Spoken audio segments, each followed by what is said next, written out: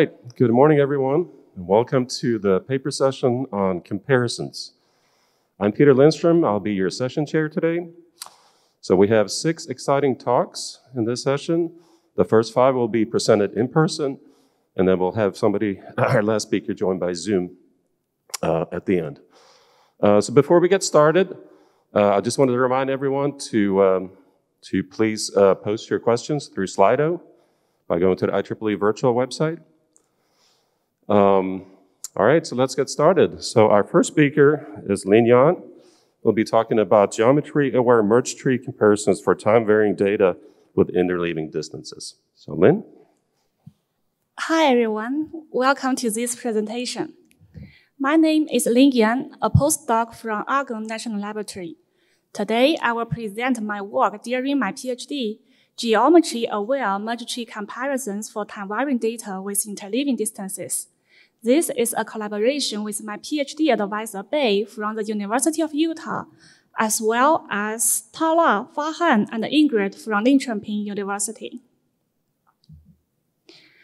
A scalar field assigns a scalar value to every point in the domain. This type of data may arise from scientific simulations or observations. A time-varying scalar field is a dynamically changing field. Time-dependent data are typically available as discrete set of temporal snapshots. Researchers are interested in studying the similarities and the differences among instances. Instead of comparing 2 scalar fields directly, we are interested in quantifying their structural similarities and the differences using topological descriptors. The key idea is to define comparative measures between merge trees that summarize the underlying scalar fields. A number of comparative measures have been proposed for merge trees and their variants. Many of them effectively forget about geometric information from the data domain in the comparative process. However, geometry is important for some real-world applications. So we are interested in enriching a merge tree with geometric information and defining a comparative measure on such enriched merge trees. So what do I mean by enrichment of a merge tree? Given a 2D scalar field F, a classic merge tree defined on F records only the function values for its vertices. We can enrich the classic merge tree by adding more geometric information, for example, encoding the coordinates of critical points. Moreover, we can further enrich the merge tree by adding the gradient information to it. Finally, a merge tree can be enriched with the scalar field itself. We focus on enriching a merge tree by encoding the coordinates of critical points. We achieve it in 2 steps. A labeling steps to encode geometric information and a comparison steps for labeled merge tree comparison. Now I highlight our contributions.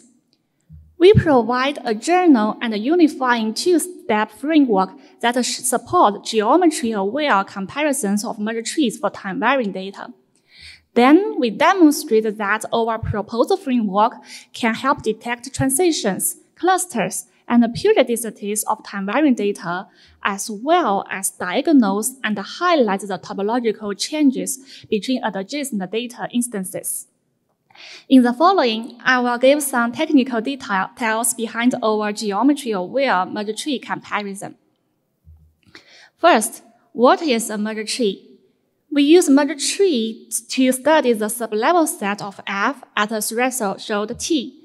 That is, all points whose function value is smaller or equal to T. As T increases, the merge tree captures how connected components in the sublevel set appear and merge.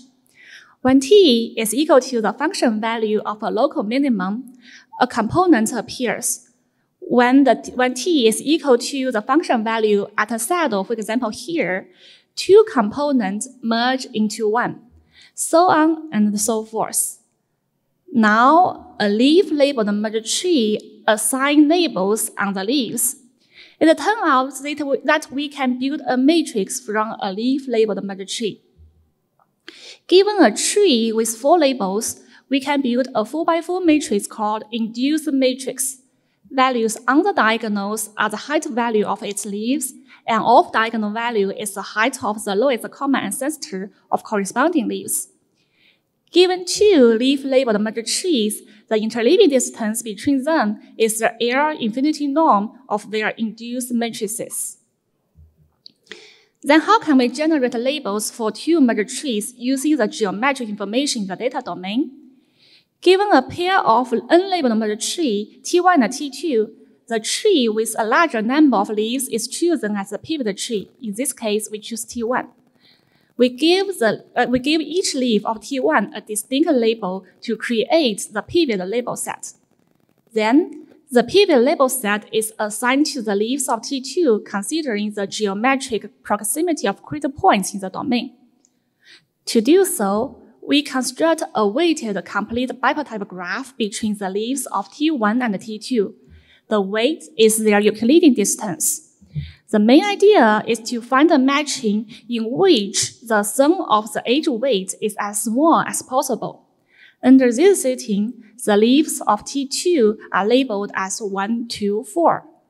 Now, there is an unmatched label 3 for T1.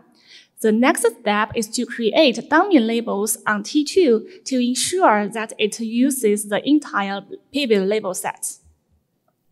We proposed a dummy vertex strategy to add a dummy vertex internal to the branch of T2, which means adding a branch with 0 length. Such a strategy ensures that the dummy vertex does not change the tree structure of T2. Now, we have two leaf-labeled merged trees with the same label set. We can convert them into induced matrices and measure their difference by the interleaving distance. Then, given a number of time-varying pivot trees, how can we assign labels to them? We proposed a time-varying pivot tree strategy for time-varying data. We choose one of the trees with the maximum number of leaves as the initial pivot tree and giving a pivot label set to it. In this example, we choose Ti as the initial pivot tree. Then, Ti minus 1 and Ti plus 1 will inherit labels from Ti. Next, Ti minus 1 and Ti plus 1 will be the pivot tree for their labels, so on and so forth. In a nutshell, the labels are inherited sequentially as we go through the dataset forward and backward from the initial pivot tree in a time-ordered way. And finally, we can get all trees labeled with the same label set. Next, I will show some experimental results.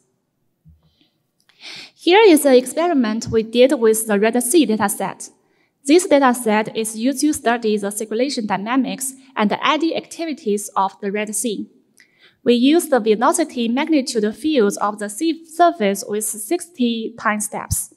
We show the capability of our method in clustering detection with this dataset. We run a clustering algorithm using the pre-computed distance matrix. Under the interleaving distance, we find 4 clusters of the data instances. Compared with the other distances, our interleaving distance offers a clearer and more informative clustering pattern. We show the feature transition and outlier detection using a heated flow dataset. This dataset shows a time-varying turbulent plume containing numerous small vortices. We observe several variable structure transitions based on the interleaving distance. Our tools can diagnose and highlight the topological changes between adjacent data instances. Under the diagonal setting, the structure transition between 51 and 52 is caused by the disappearance of a pair of critical points x and y at time step 51.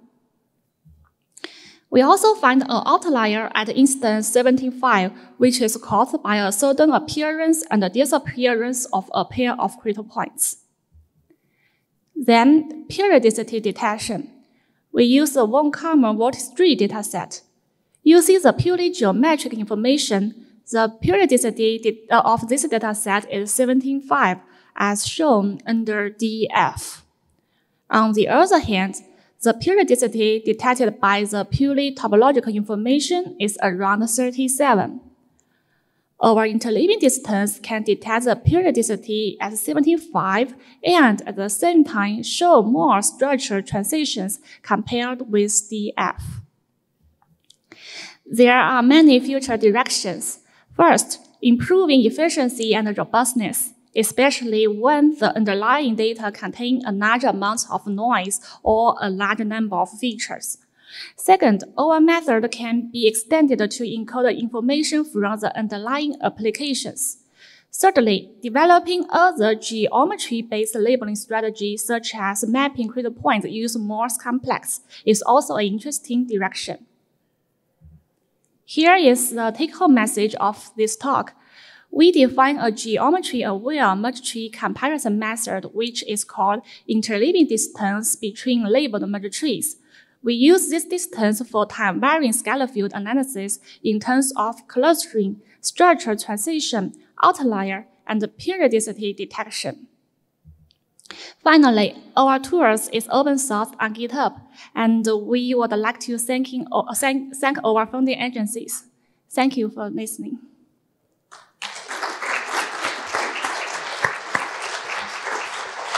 Very nice talk. Thank you. So we have one question here, and I remind you all to post your questions on Slido. How large do the trees get for real-world problems, such as the Red Sea example?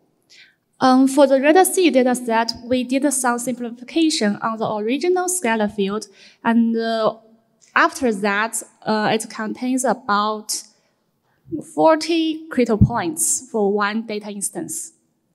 Yeah. Okay. Another question, can domain scientists use these views? I think yes. Actually, I'm now working on some teleconnection problems. That is the physical problems from the climate data science, and we use this distance to identify some anina or nanina events, and this I think is concrete problems for the domain scientist. Okay, great. Yeah. All right, thanks. We got to move on. Let's thank the speaker again.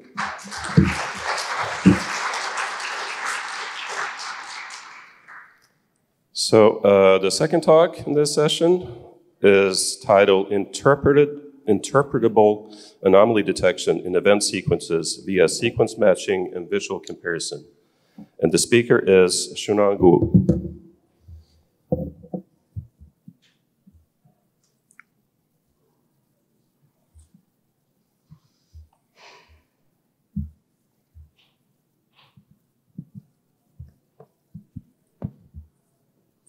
Good morning, everyone. I'm Shunan Guo from Adobe Research, and this paper is my postdoctoral work that I finished in Tongji University in collaboration with Zhuo Chenjin, Professor Qing Chen, Professor David Gauss, and my PhD supervisors, Professor Nan Can, Professor Hongyuan Zha.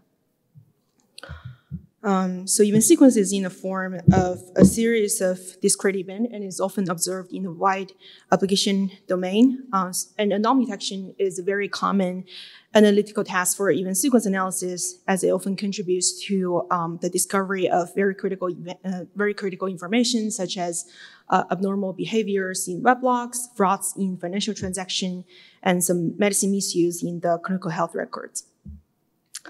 So because of the temporal and sequential nature of the event sequence data, anomalies in event sequences can actually take many forms, such as event missing, event redundancy, which means the event shouldn't happen here, and a temporal anomaly where the order of the two events are swapped.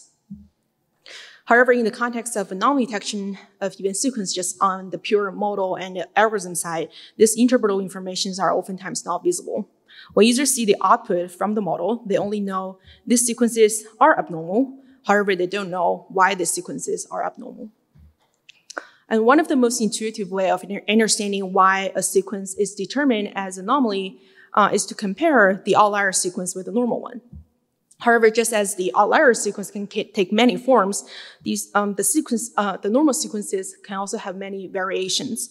So to have a comprehensive interpretation of the anomaly, we will need to compare the abnormal sequence with all situations of the normal sequences.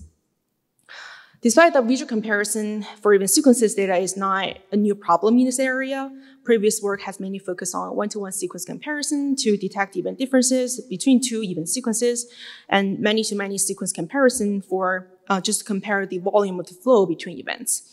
And in our situation, what we need is actually a one-to-many sequence comparison between abnormal sequence and multiple normal sequences for interpreting why a potential sequence anomaly is abnormal. So in this work, we propose a visual analytics approach to detect interpretable anomalous sequence through sequence matching and visual comparison. We decompose the task into 3 levels. So at the first level, we will need a baseline model that can provide certain levels of explainability just on the statistics perspective. So we adapt a sequence-to-sequence variational autoencoder to detect anomalies in sequences. And this algorithm for detecting anomalies consists of 4 major steps. In the first step, we train an VAE-based model to extract a low-dimensional feature representing each input sequence, which will characterize the progression of the events in a very abstract format. And in the second step, we measure the local outlier factor for the latent vector to determine the outlierness for each corresponding event sequence. And at this step, this will give us a list of abnormal sequences in the dataset. And the latent vectors are then fed into the decoder of the VAE model for sequence reconstruction. So the reconstruction step, the output of this step is a list of probabilities which can be interpreted as how likely the event is going to happen in a particular time slot. And since we're using the entire data set of event sequences for training the model, this probability will just reflect the likelihood of the event occurrence for the majority of the sequences. And the events that are not likely to happen in a particular time slot will just stand out. And in the final step, we aim to identify abnormal event patterns in each abnormal sequence just by comparing the abnormal sequences with the normal sequences, so as to get another level of understanding on what events and event patterns are abnormal, opposed to just which sequences are abnormal. This also leads to our second task, which is how to develop an efficient sequence matching method that can compare abnormal sequence with the normal sequences and identify event anomalies. So we formulate this problem as a bipartite graph matching problem between an abnormal sequence with normal sequence. And each event in a sequence is allowed to match with either the same type of event in the other sequence or with the additional set of the non-events. And we define the matching cost of 2 event sequence as a combination of 2 factors. So one is the gap between the likelihood of the 2 events that we infer from the reconstruction probability of the decoder, and the second is the gap between 2 events time slot that the events occur. So the first term is actually influenced by the situation of how E1 and E2 are like. So we identify 3 possibilities, which are further mapped to 3 types of event anomaly. The first represents event redundancy, where the matching cost is determined as the complement of the event probability. So intuitively, we want events having lower occurrence probability to show larger matching penalty in this case, and indicating that there shouldn't be such an event occurrence. And the second is the event missing situation, where we want the event with larger occurrence of probability in the normal sequence to show more matching penalty instead. And the third one is event matching, where 2 events equals each other, but the matching cost is the difference of the event probability in 2 sequences. And for the event matching across different time slots, we also add additional penalty for the time gap. So intuitively, we want the matching to only happen within the same time slot. Otherwise, it may reflect the temporal shifting of the events. So to summarize the anomalies that we extract from previously introduced analysis, we introduce a visual analytics interface for users to interactively explore the difference between normal and abnormal sequences. So users can begin by selecting an abnormal sequence from the overview, which displays the projection of all event sequences in the dataset. And red nodes here represents abnormal sequence, and white nodes represent normal sequences. So intuitively, nodes in the sparse area with larger size and deeper color tends to be more abnormal. And after selecting a sequence, there is a similarity view displaying the distribution of the normal sequences in terms of how they are similar to the normal sequence. And so users can select a group of normal sequences that are similar to the selected anomaly, just for further comparison. And the main panel of the system is designed to help users to investigate the event probabilities and make comparison between the abnormal and normal sequences. And so the same event type is vertically aligned across all views in the main panel, and the specific event type is labeled at the top. And the progression of the normal sequences is displayed below, where each node here represents a cluster of the sequence segments. And the height of the node represents the proportion of the sequence in the segment. And the vertical bars inside each node represents events, and the height of the bars represents event coverage. So the nodes and links being highlighted in red indicates the path that the abnormal sequence go through. So for example, here you can see the abnormal sequence fall into a rare cluster in the slot number 2, suggesting there may be some abnormal events that the user may need to further investigate. And users can also split the abnormal sequence by switch off the overlay button, and the selected anomaly is then displayed in the separate view. And the abnormal events are marked out with the editing symbol, such as the delete symbol, representing there is an event redundancy, move symbol representing there is a temporal anomaly, and insert symbol representing there is an event missing. So to evaluate the effectiveness of the system, we conducted 2 case studies, one with the MIMIC dataset that contains clinical path of over 7,000 patients with 76 key events under the prescription and lab tab events. And we conducted the case study with 2 medical experts. And the other is the open source career path dataset, which contains the key promotion and publication events. And we conducted the case study with 1 PhD grad. So for the MIMIC dataset, in the initial view, we can see the abnormal sequence fall into a rare cluster with 4 major events shown on the right. So these events are mainly related to the continuous renal replacement therapy, indicating the abnormal patient and the patients in rare cluster may have more severe kidney injury. So after the doctor split the abnormal sequence out of the cluster, they want to figure out what are the difference of the normal sequence with other normal sequences in this rare cluster. So they basically want.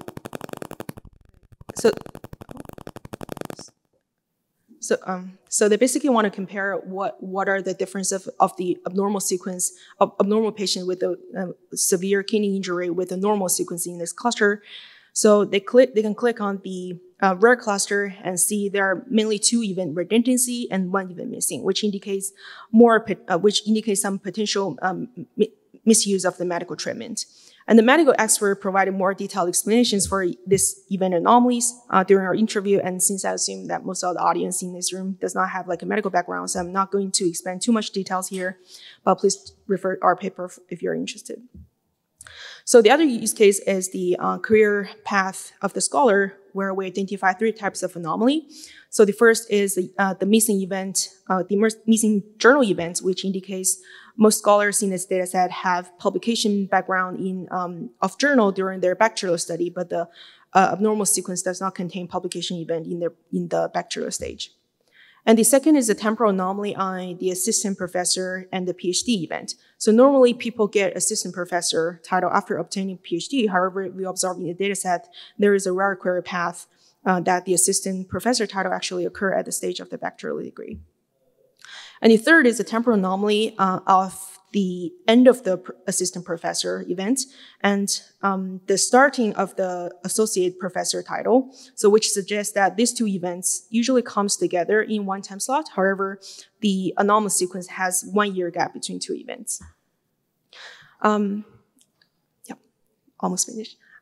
So the expert interview actually highlighted several future directions for our work to improve, including incorporating more domain knowledge on the determination criteria of the anomalies and also supporting the analysis of multiple abnormal sequences simultaneously. And that's the end of my talk. Thank you for listening. I'm happy to take any questions. Thank you very much. We're running a little bit behind here, so unfortunately we're going to have to skip questions for this one, but maybe you can stick around after the talk if there are people interested. Thank you. So thanks again. Okay, our third talk is titled Comparative Analysis of Merge Trees Using Local Tree Edit Distance. And the talk will be given by Raghavendra Sridharamurthy.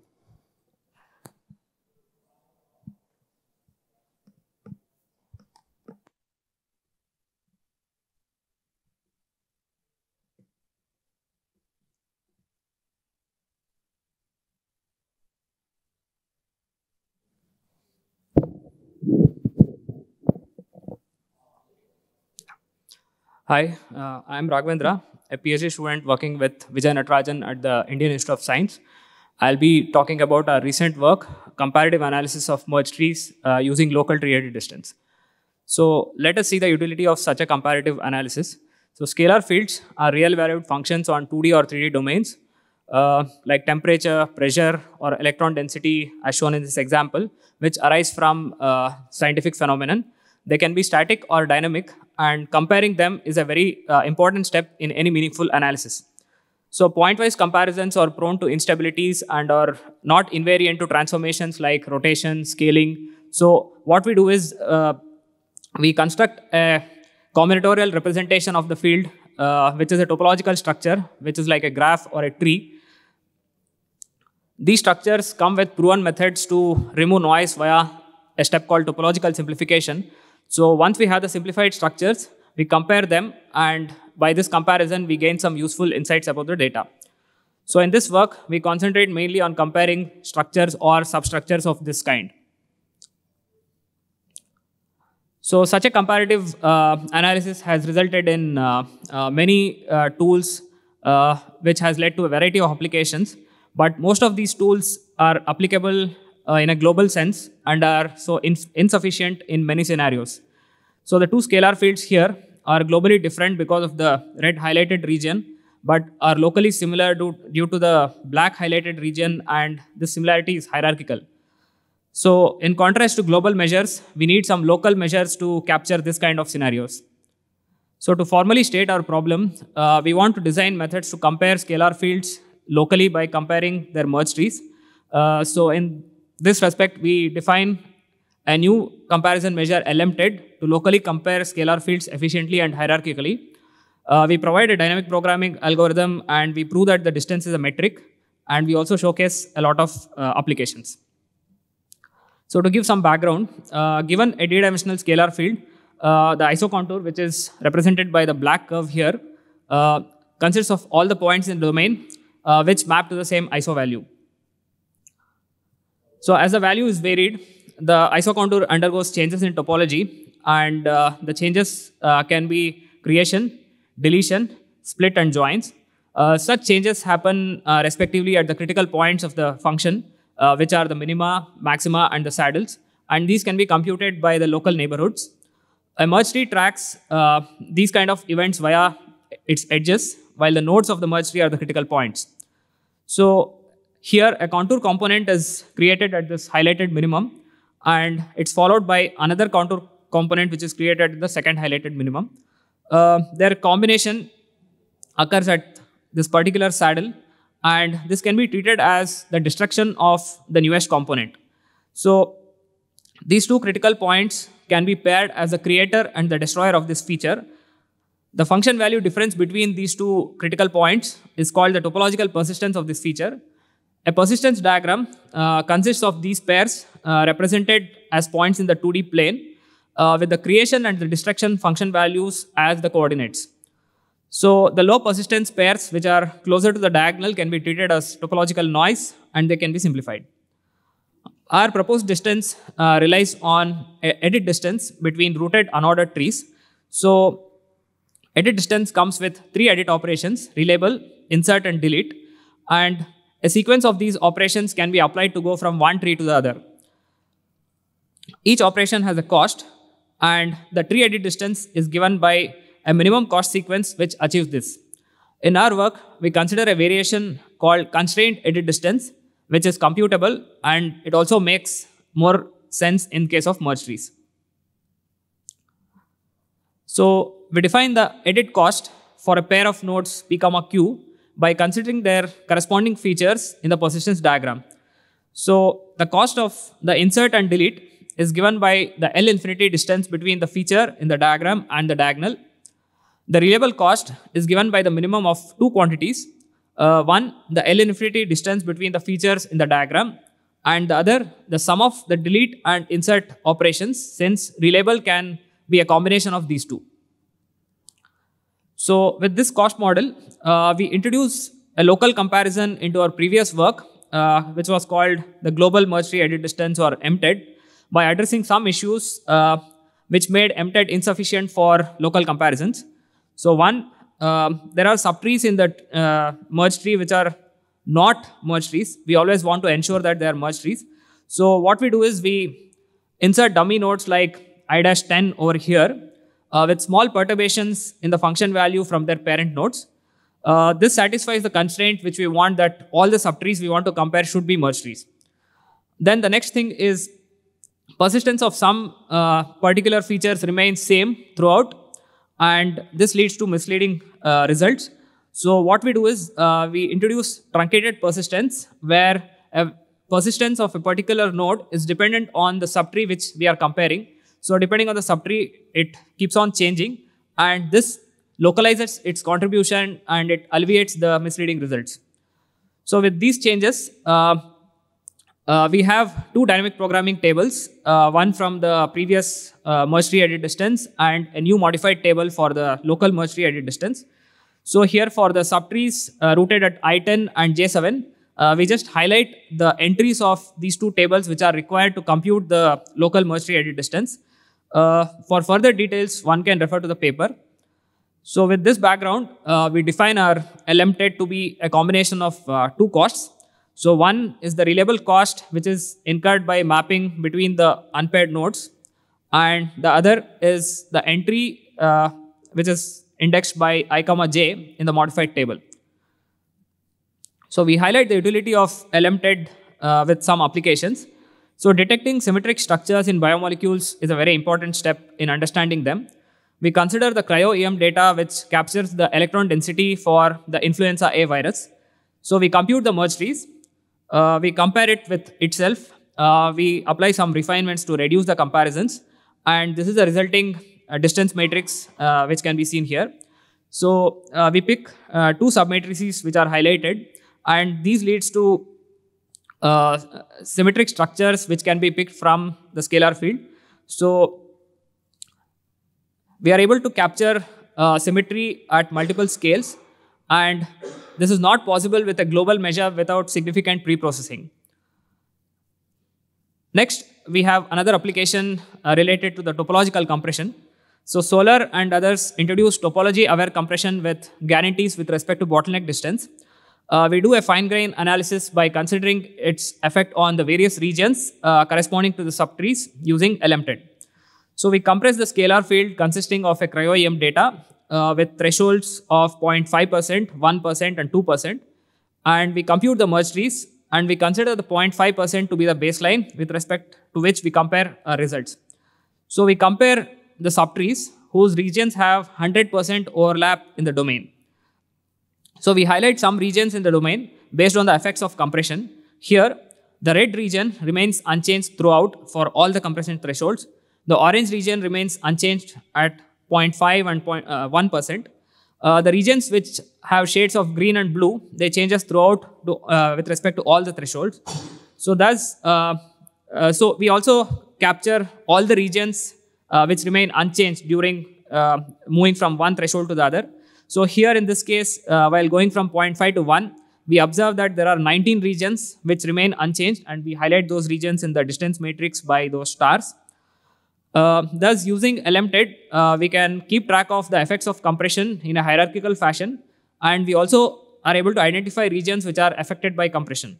So again, this would be very difficult to do with a global measure. So to conclude, we present LMTED for local comparison of merge trees across multiple scales with an efficient algorithm. So we prove that the distance is a metric, and we provide a lot of applications. In the paper, there are a few more applications. In future, we want to design such measures for other topological structures, build a comparative framework which is based on all these measures combined together, and we also want to analyze more theoretical properties. So I'd like to thank Tino Venkov for providing us one of the data sets, the funding agencies, and the audience for listening to my talk. Thank you. Thank you. Very nice talk. So we have a couple of questions from the audience. First one is, do you capture the symmetries fully automatically, or is there a manual step involved? Okay.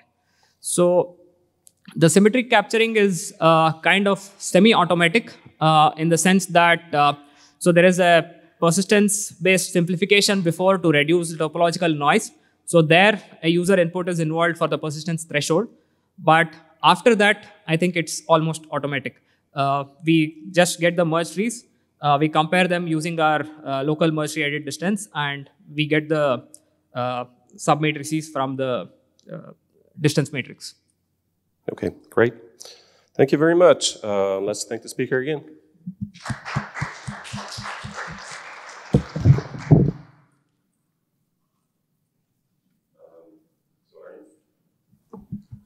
Our next talk is titled Visual Exploration of Relationships and Structure in Low-Dimensional Embeddings.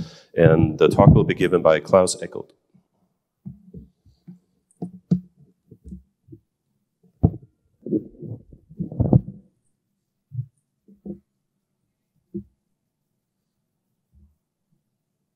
Okay, hello everyone.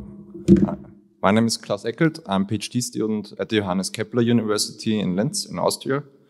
And with the group there, we worked on the visual representation and exploration of relationships and structure in low-dimensional embeddings. So what does that mean?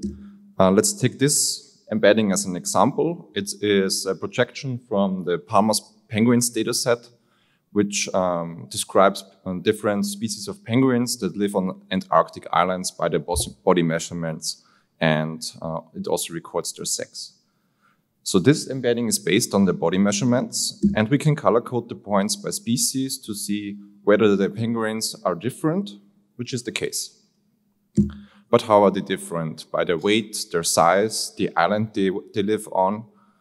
And so we could encode the penguin's island by shape, and we could also do it by color, but then we lose the information of the species. So in order to get more information out of such an embedding scatter plot, we have to add additional encodings, but they are limited, and they also get overwhelming quickly because now it's already a bit harder to see what the island is. And so to better support the exploration of groups in embeddings, we first of all thought about how to represent structure in an embedding. And to represent groups, we use diamond symbols that are rendered on top of the marks. Here, create a group for each species using a lasso selection, and the diamond is then placed at the center of the group's points in the embedding on top of all other marks. And to explore the structures, we also create summary visualizations, which you can see on the left in the sidebar. And they give an overview over the high-dimensional data of all the items in the current selection. There are also some outliers in the orange group for which we created a separate subgroup. And we can next make this relationship of the subgroup explicit by drawing an edge to it. And this exploration of structures was also the initial motivation for our work. So having groups and subgroups, they are all part of this embedding.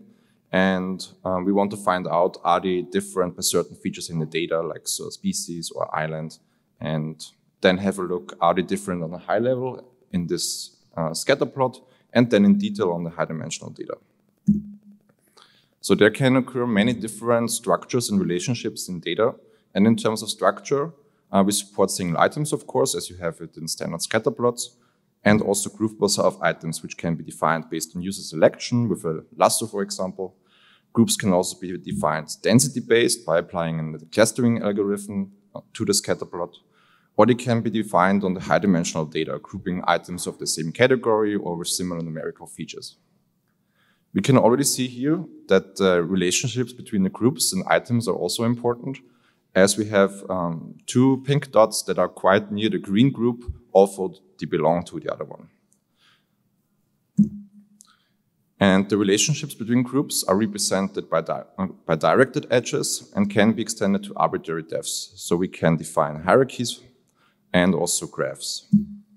When there is data that changes over time, we also support item and group sequences, and I will get to that later in my talk. First, I want to show how we represent the relationships between items and groups, and they are shown on demand by selecting either an item or a group. So let's first start with an item. If one or multiple items are selected, we simply connect them to all groups they belong to. And the groups are also highlighted. And if we select a group on the other hand, then we connect it to all items that belong to this group. And as the diamond symbol that represents the group is placed at the centroid of all points in the embedding, this typically results in a star-like pattern, and we therefore named this visualization a star visualization. But especially with hierarchies where we have also nested groups, this can lead to overplotting, and so we have an alternative here, a contour plot. And yes, next I would like to demonstrate our approach with one of the use cases we have in the paper. This one analyzes 450 professional chess games. Each game consists of a sequence of game states that are connected by lines, so it's similar to the event sequence data we had in the previous talk. And we can also group these game sequences into group sequences, as we did here for the opening moves by the white and the black player. The large cluster on the right side is the start of the games, so obviously every game starts with the same state. And we can see 3 large bundles going out that correspond to different game openings that are popular in the chess community.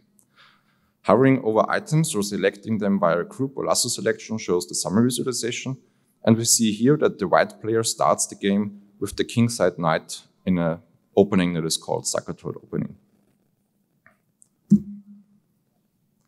In the embedding, we can also see multiple clusters occurring later in the game. And we can select the groups of these corresponding clusters and open the comparison pane to analyze and compare them in more detail.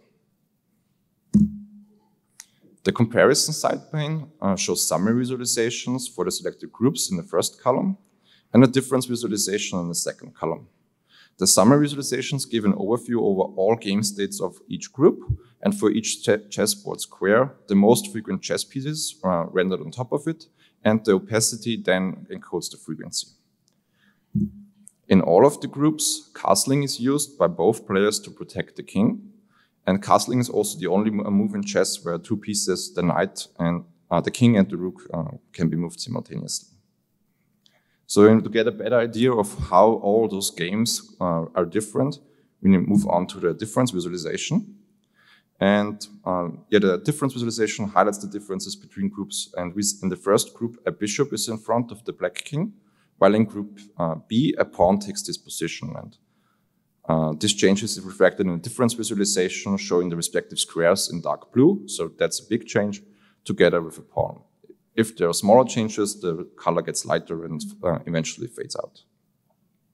In the third group, games were opened with a queen's pawn opening more often, and the black player therefore had to move the queenside pawn as well, and we can also observe that in a difference visualization. In the paper, we discuss multiple of these summary and difference visualizations. For today's use case, I used the domain-specific summary and difference visualization that showed chessboard states, and we have those for items and for groups. For the penguin example at the beginning, I used a generic visualization that we apply to all high-dimensional data if there is no domain-specific one. And there we just use a bar chart to show the distribution of categorical attributes and density plots for the distribution of numerical plots in the summary visualization. And in the difference visualization, we use box plots for the 2 groups and also a bar chart to show how category frequencies change over time, change between the groups.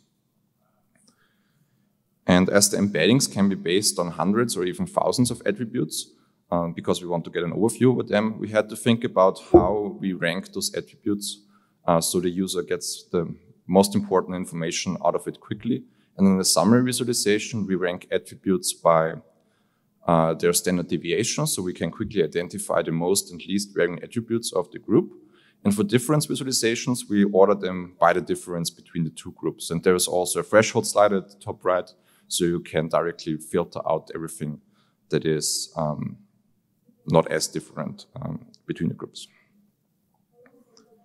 In the paper, we also have an example on how you can solve Rubik's Cube and analyze those. And my colleague Christina Hummer also applied the technique and explored the maximum common substructure of chemical compounds and machine learning models that were applied to them. That was all done in the Projection Space Explorer application. The website I've linked on this slide lists all the domains and datasets we applied it to. There you can also find the online tool where you can upload your own data or try one of the examples I've presented and shown today. And it is also available as an open source library on GitHub. Currently, we're working on creating groups and sequences more automated, for example, to find the most common moves between two chess games of interest. And we're also trying to improve the group comparison.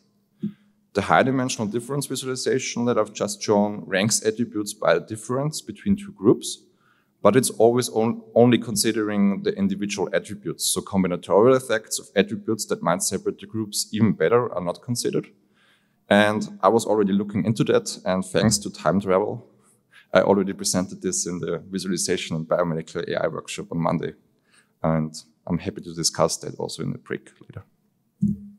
Yeah, with that, I would like to thank our partners and look forward to your questions. Thank you. Thank you, Klaus. Very nice talk. So I don't see any audience questions yet, so maybe I'll get started with one.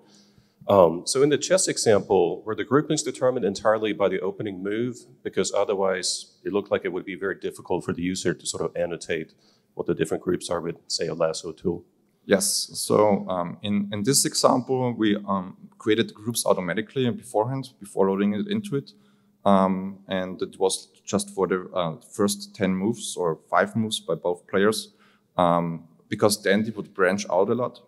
And that's now something we want to look into, like defining like certain points in the games, and then also look into the neighborhood and create groups and sequences between them automatically. So you can also see like you can come from one state to the other in many different ways, and then see what is most popular, or is there maybe a trend between players? So one is like more likely to go there, and one's also the forces some opponent and then path, and others might have a different strategy. Okay, great. Thank you very much. Any other questions? Okay, then let's thank our speaker again.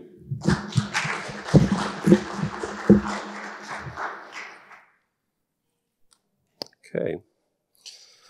Our next talk is titled View Composition Algebra for Ad Hoc Comparison, and it will be given by Eugene Wu.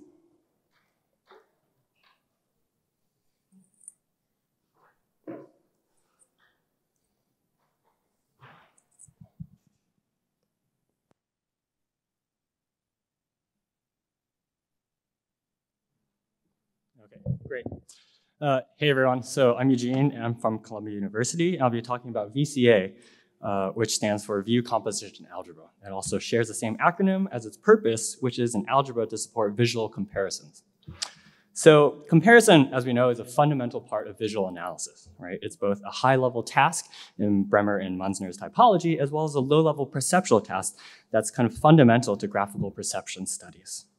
We have many viz systems specifically to aid comparison, including all the ones in the session, as well as design guidelines such as Glaciers to also aid comparison. But then, so we ask, is it an interaction, right? So today's viz designer has access to many types of familiar interactions. For example, to create views, users can drag attributes to shelves. In order to filter, they can drag a slider. In order to correlate between charts, they can cross-filter. Right? But then what if you want to compare the middle chart with the one on the left? Do we have an interaction to express this, right? And so this is simply not an option today. But it's quite important. Suppose you design a finance dashboard, right? So here we've plot, 2 companies' stock prices over time. There's some latest stock prices from common companies and some average stock prices for high volume stocks. So you might have designed this application because this is what you think the user will want to do and aid these types of comparisons, but you can't control what the user wants to do, right? Maybe instead they want to compare IBM and Salesforce prices over time and look at their actual differences. Or maybe compare textual prices with charts with other textual prices. Or maybe marks in the bar chart with the line chart. Or any other combination of data that's being represented on the screen. But today, basically the main option is to visually and mentally estimate these, which is why we study graphical perception. But this problem is actually very real. If you look at the Tableau forum, there's hundreds of these posts asking, how do I perform these types of comparisons? And there's answers are quite complicated, right? So there's very, very long and quite bespoke. And I think one of the challenges is that comparison is often treated more like a task rather than an interaction type, right? So Yi et al.'s interaction taxonomy, they say they omit it because it was considered a higher level goal or objective. And so the main work I've seen is from this year by Wu et al.'s computable viz paper, right? And they have this amazing demo where you can overlay 2 charts and it kind of superposes them together. And so our work develops a formal foundation that can be integrated into any visualization system. To give you a sense of what you can do with it, let me show you a live demo. Okay, this is the wrong demo. So here you go. So this is the same kind of interface that I showed you earlier. And if you want to compare IBM and Salesforce's stock prices, why can't you drag them over and say, I want to see their difference? Right? So this is the difference in the stock prices over time. Or maybe you want to superpose them together. Right? Or maybe, what if you want to compare Salesforce's stock price with all of IBM's? You should be able to do that. Right? And of course, what if you want to select a bunch of bars here and say, I want to compare all of these with the differences between IBM and Salesforce. And so you can additionally do something like this and see the comparison, right? So what this shows not only is that you can compare anything that's data on the screen, but also these operations should be composable. So anything that you see on the screen as the output or input to these operators should also be usable by the algebra. So let me go back to the talk. So this is just one demo with one dashboard that uses some set of interaction designs in the paper, right? But all of it is based on a new formalism that we call view composition algebra. So in the rest of the talk, I'll talk a little bit about how we treat it as an interaction, and then talk about it in general as both a design and data problem. So to formalize it, we're inspired by Gleicher's definition of comparison as an action over a set of targets, right? In other words, comparison is an operator or function over a set of visualized data, which we call views. And since operators compose views and comparison is one type of composition, our formalism is called view composition algebra. And it models a view as a query whose output is visually mapped to via M to marks on the screen. This model is very general. For example, we prove that any VizQL start chart is also a view in our formalism. And so what this means is VCA can do what it does well, and the visualization system can do what it does well with interactions. We define a set of operators, unary, binary, n-ary operators, to manipulate and derive new views from existing views. Right? Although it's not complete in the sense that you can do whatever you want, it does express the range of Gleicher's comparison design guidelines. So it's complete in some sense. To give you a sense of the algebra, I'll walk through just one of the operators. So suppose you want to compute the difference between V1 and V2, right? Two views. Well, in our model, that means defining Q star and M star based on the input queries and mappings. So how do we do this? So as an example, V1 plots, let's say, the daily flight max delays out of SFO, whereas this one plots the average delays out of Oakland, right? And we basically want to see their difference. Now, since the visual mappings are the same, I'll focus on the output query definition. So if we look at the actual data, this procedure would be we first match each SFO row with Oakland rows that have the same day, and then copy over their measures. This is called a join in databases. Next, we subtract average from max in each row, and this produces Q star, the final result. Right? And the nice thing here is Q star is now well-defined based on the input queries, and it highlights a general join then subtract pattern. And we're not limited to subtraction. If you wanted to instead look at the sum, the only change is to replace subtraction with addition. In fact, we can support any binary function over the measures data type in the statistical composition operator. And there's many subtleties that we talk about in the paper. For example, what happens if the charts have different schemas? Oakland here plots the overall average delay, so there's no day attribute, right? But it's intuitively should still work in some sense. And whatever we solve also should generalize to higher dimensions. For example, when comparing between a heat map of all cities and El Paso's daily statistics as well. We define many other types of operators. That was just one example. For example, we define union, which allows you to juxtapose or superpose data between charts, right? As well as n-ary statistical composition that reaggregates the underlying data using a new aggregation function, as well as many other operators. So the paper describes a bunch of interaction designs for each of these operators as well, but you as a designer can pick a subset or design your own and then map them to these algebra operations. For instance, the demo only uses subtraction, union, and drag and drop. All right, so in the last part, I want to end by sharing a little bit about kind of how designing new reusable interactions, such as this one, starts pushing against tricky database problems, right, and the interaction between these two fields. So I'll start by talking in terms of data integration and comparison. So if we look at these two charts, intuitively it makes sense, or you could say it's safe, to compare daily price with daily cost, but not really with the number of units by day, right? But how can we infer this automatically during ad hoc analysis when we haven't predetermined all of this? This turns out to be a problem called schema matching, right? Basically, it asks, given two schemas, which attributes map onto the others, right? In this case, if we can somehow infer that price matches the cost, then we know that this is a safe operation, right? Of course, we can now use many of the existing schema matching techniques in order to apply to this problem. Of course, there's very tricky scenarios. For example, what if the underlying query is actually a complex data pipeline, right? So that's an open problem. What do you do in that case? Here's another one. Here, the comparison is safe, right? SFO only reports odd days, and Oakland only reports even. And so the result is empty, technically. So is this a meaningful operation to perform? Well, the solution we have in the paper is to introduce the lift operator, which replaces the chart's query, which returns a finite number of rows, with a model that allows it to interpolate by days and match any SFO row. Right? This turns out to be the problem called entity matching. Right? Given two data sets, which rows match onto the other one? Right? Which rows talk about the same thing? So on one hand, this is a little bit sad, right? Data integration is known to be an open problem in databases, right? So it's a little bit sad because it implies comparison in general is quite hard. On the other hand, there's 40 plus years of research and techniques from data integration that we can bring to help us think about and reason about comparison. So that's one example, but at the same time, the data management layer can also help us inspire new viz problems and designs, right? So as one example, many interactions today primarily change the underlying query in structured ways, but not really the visual representation. So here, for example, slider just changes the filter condition on an underlying query, right?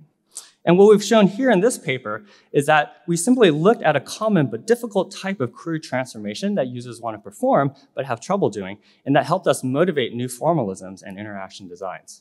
So you can imagine if you really stretch this idea further, well, a lot of data problems are today addressed not through visual interfaces at all, but through programming and through query manipulation, right? And so what if we started with the actual queries that users use to perform their task?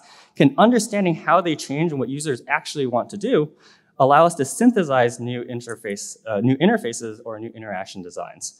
So this is Yiru Chen's work, helps tackle this, and I believe she's at the conference, so go talk to her.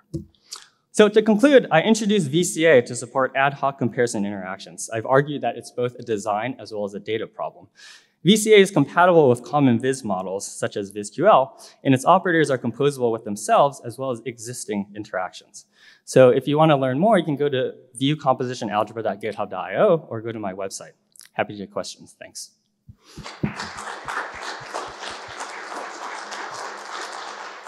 Thank you, Eugene. Very nice talk. This is cool. I'd love to do this with like Excel and just slide charts over on top of each other. So we have some questions from the audience. What if the operators involve multiple input data? Yeah, so we define n-array operators as well. So I can show you a simple demo of this if I can go back to here. So if you look at this screen here, okay, so this is a different demo, but let me show you one where we do n-array composition. So here I have many different charts, and one thing you might want to do is instead select all of them and compose them as well. For example, maybe you want to compute their average, right, or compute their minimum or some other statistic and do that across the charts. And then now what that allows you to do is compute the average across many charts and then compose it back with those set of views, right? To say, for example, compute the difference from the average. Yeah, okay. So definitely. Great. Another question, does VCA support comparing time series as differences from their value at t=0 as is typical in stock chart comparisons? Yeah, so I don't have a demo to show specifically that, but the reason we model things as a query and a visual mapping is that any mark itself is also a view. So one thing you can do is pull a mark out of a chart and then compare it with everything. So that would be then equivalent to what I showed earlier with the stock prices. Yeah, so from the formalism standpoint, it supports that. Okay, great. I also have another question. So you talked about safe comparison. So there are cases, for example, where the units differs. You might be measuring distances in kilometers versus miles, for instance. I mean, is that something that you could handle? Yeah, so here, this is a great example. So here I actually have volume of stocks that have been sold. And so if you wanted to compare these two, the system, of course, should reject you, right? It should say, no, that's not a valid comparison. And one way you can infer that is by knowing, well, what are the relationships between attributes in the data, and then also seeing what kind of operations have you performed over them to reach whatever is visualized in the interface. Okay. Yeah. But in general, this is a hard problem, right? We've shown this in simple cases. Gotcha. Okay, well, let's thank the speaker again.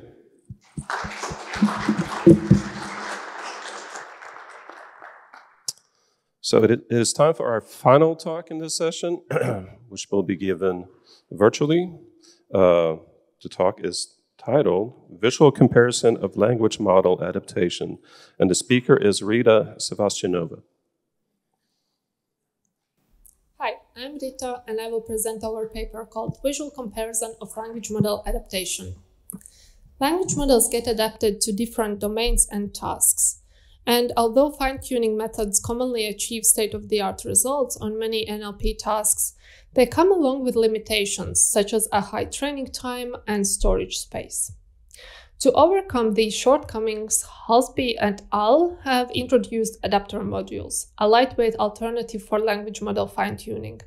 And currently, the Adapter Hub repository contains several hundreds of adapters trained on different downstream tasks.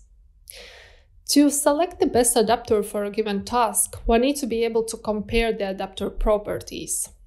And to understand more about the typical analysis setting, data, and performed tasks when evaluating fine-tuned models, we conducted literature review and semi-structured interviews with 2 NLP researchers. And the requirement analysis revealed that researchers are interested in analyzing models with respect to different human interpretable concepts, such as pronouns, person names, human qualities. And actually, one such concept can be represented by 2 word lists, each having a specific polarity, such as female and male pronouns. Such a representation can enable us to analyze properties like how good models capture gender information. So we begin by modeling such concepts. We model each word in a concept through 3 types of features. First, we extract the word's context-zero embeddings by using the model's special tokens and the word itself as the input to the model. Additionally, each word gets assigned to a list of sentences in which the word is used, and we use them as an input to the adapted language model to extract the word's contextualized word embeddings. And we use the assigned sentences also as input for task adapters for prediction making. To effectively analyze concept representation spaces, we integrate these features into a novel visual analytics workspace that explains model properties through 3 types of visual explanation methods. In the following, I will describe the design rationale for these explanation visualizations. The concept embedding similarity displays the cosine similarity between 2 concepts to partition the embedding space or to locate unexpected associations. In this representation, one concept is used as an anchor for explanation purposes, and the average similarity to these anchors determines the word position in the 2D space. We can use this visualization to explore properties like whether models encode adjective sentiment. And we can explain this property by displaying the similarity of the concept human qualities to itself, and observe whether the 2 polarities are separated in the representation space. If words are more similar to one of the anchors, they will be located on the particular side of the diagonal. Here we see the similarity between positive and negative human qualities on context-zero embeddings extracted from the SST2 sentiment classifier. We see a strong separation, although some negative words such as power-hungry are more similar to positive than negative human qualities. We use a juxtaposition design and display 2 models next to each other on the screen. Obviously, the separation of the adjective sentiment is stronger in the SST2 model than Rotten Tomatoes sentiment classifier. Since we use all the available 2D space for a single model to reduce word overlaps, the visualizations of the compared models often have different scales. To simplify the comparison, we additionally place 2 models in the same representation using the superposition design. By default, we provide a summary of the 2 models. We therefore display only the contours of their word positions. More details such as word exact positions are displayed on demand. To enable the analysis of word similarity changes, we implemented these filter buttons that can be used to highlight words that have common properties with respect to their positional changes. According to context-zero embeddings, the SST2 model has a better separation between positive and negative human qualities. This model is trained on phrases rather than full sentences, thus a lot of information gets encoded in words themselves and is not obtained from the word's context. We can see that both models have a similar concept and separation on their contextualized word embeddings. The concept embedding projection displays the words in a 2D visualization, whereby the 2D positions are obtained using a projection technique such as PCA on the embedding vectors. The explanation displays words within one or two concepts, and we can use this visualization, for instance, to analyze whether models encode gender information. To analyze this property, we can select concepts like person names and pronouns. And here we can see the separation between the two concepts in the pre-trained BERT model, according to the contextualized word embeddings. We can see a clear separation between person names and pronouns according to their gender. However, in the representation created by the model that has been adapted to remove gender bias from embedding vectors, we see two clusters grouping person names and pronouns, but they are not separated by gender anymore. Since we rely on projection techniques to compute word coordinates, the visualization lacks an interpretable point of reference. Thus, the superposition design is insufficient here. For projection comparison purposes, we thus apply the explicit encoding design. In particular, we explain the projection changes through word nearest neighbors in the 2D space. The higher the neighborhood overlap, the larger the word's rectangle and the lower the opacity. The word 2D coordinates by default are coordinates from the source model. In addition to the summarize strategy, we support the scan sequentially strategy to enable the analysis of word neighborhood changes.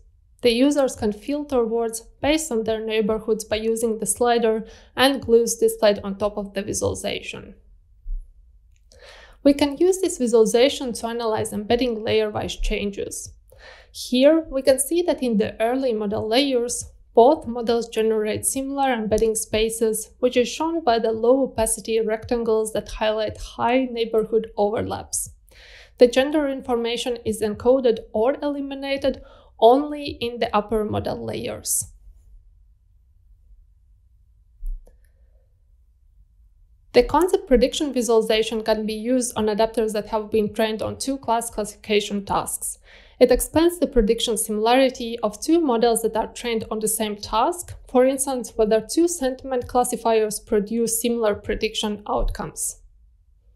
We can apply a similar design approach as for the concept embedding similarity plot here. In particular, we use both juxtaposition as well as superposition designs. For more information on this explanation method, please check out our paper. The last insight from my side for today: do models encode biases? For the analysis related to bias detection, the interface provides the debiasing model trained by Lauscher et al. We use their evaluation results as ground truth.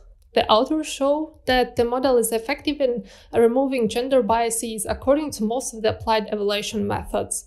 However, according to the Word Embedding Association test, the debiasing adapter inverts the bias of the pre-trained BERT. Our visualizations show that in the upper layers of BERT, context-zero embeddings for gender-related stereotype words are slightly more similar to male pronouns than female pronouns, but the difference is insignificant. However, in debiasing adapter, most of these words are more similar to female pronouns. It matches the observations by Lauscher et al. That the debiasing model does not remove the bias, but rather inverts it. This bias inversion is visible only for context-zero embeddings though. Exploring contextualized embeddings, we can see that the BERT model encodes gender-related stereotypes. However, the debiasing adapter is able to eliminate the gender information. The visualization shows no separation between the stereotype concepts according to the gender dimension. In the workspace, we load adapters from the Adapter Hub repository. The user defines which explanation methods to use for their analysis, and the explanations are constructed from available concepts and the 3 visualization types. To summarize, we present a visual analytics workspace that integrates 3 types of visual explanation methods for adapted language model comparison. With our workspace, we can replicate findings from the related work, as well as generate new insights into adapted language model properties. For more insights, please visit our demo. Thank you very much for your attention.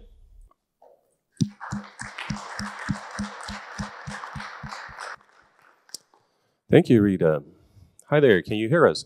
Hi, yeah, I can hear you. Great, we can hear you as well.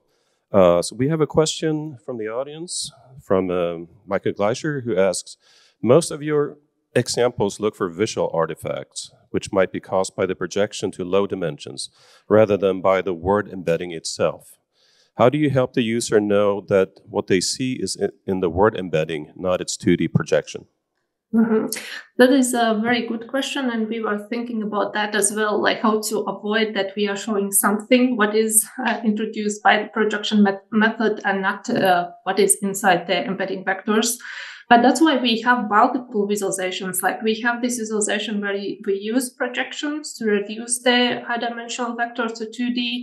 But the concept similarity visualization actually shows the cosine similarity on the high-dimensional vectors. So there we don't use any projection, and we use them both like kind of to be sure that we are actually not explaining something that is introduced by the projection. So we need this similarity visualization on the high-dimensional vectors just to prove that what is shown in the projection is also true. And in addition to that, we actually have one details on demand visualization, pixel-based visualization that shows the vectors themselves, and we cluster these vectors to see whether we see similar clusters that we see in the projection also in this pixel-based visualization. So we do multiple verifications that we don't show like artifacts of the projection technique. Okay, thank you. We have one more question. Great work. The tool looks great, and I would like to hear more about how you implemented it. Oh, okay. So maybe we can chat about that. The visualizations are created with D3 library, like D3 JavaScript library, and the tool, it is part of the Linguist project. Maybe you can check that out as well. So we have different kind of projects that use the same backend and these pre-processing steps. So we have also written a paper about that. I can maybe show you, we can talk on Discord or something like that. Okay. So I think in all your examples, you showed essentially binary categories like male and female. I wonder if you looked at, for instance, if you wanted to look at racial bias, for instance, is that something that your tool would easily handle? That would be really nice, but we would need to extend our tool because right now we are really working only these binary things. We have two polarities in our concepts, like positive and negative words, female and male pronouns, female, male, person, and things like that. And that's also like one of the limitations that we have right now, that we are working only these on these binary concepts. But it would definitely makes sense to extend it, but we would also need to adapt the visualizations because right now we are working with these two axes, like one polarity, the second polarity, and that would not work anymore if we would work with like multiple kind of polarities in our concepts. Yeah. Right. Okay, great, thanks. Are there any other questions? Actually, we do have one more question from the audience. The workspace is quite complex and facilitates exploration. Are your visualizations also suitable for explanatory purposes, for example, in publications? That is true. And also our experts, like we were working together with NLP experts, and they also said like, you need to have some training time to actually get used to the system and know where everything is and how to create these explanations. And that's why actually we are right now working on a follow-up project where we want to create a new visualization that we will first show like all the differences between the adapters so that it would kind of give hints which adapters would be interesting to explore in more detail, or which adapters maybe learn some properties in an unexpected way. So that's like a follow-up project. Currently, it's really exploratory thing, like you need to think about that, what makes sense. But at the same time, I need to mention that one of our NLP experts said that that is actually something that he likes, because currently in their NLP evaluation projects, they are typically using only a couple of word lists, measure the similarities, and then present these results. And they don't think like outside the box, like what kind of other combinations of concepts could be evaluated and could be interesting. And he mentioned that, yeah, this exploratory tool kind of gives suggestions to check other combinations and to see whether there are some biases as well. Okay, thank you very much. Okay, we are at the end of our session, so let's give all the speakers another round of applause. So this concludes our session. Coming up is the capstone that ends the conference. So hope to see you all there. Thanks for attending.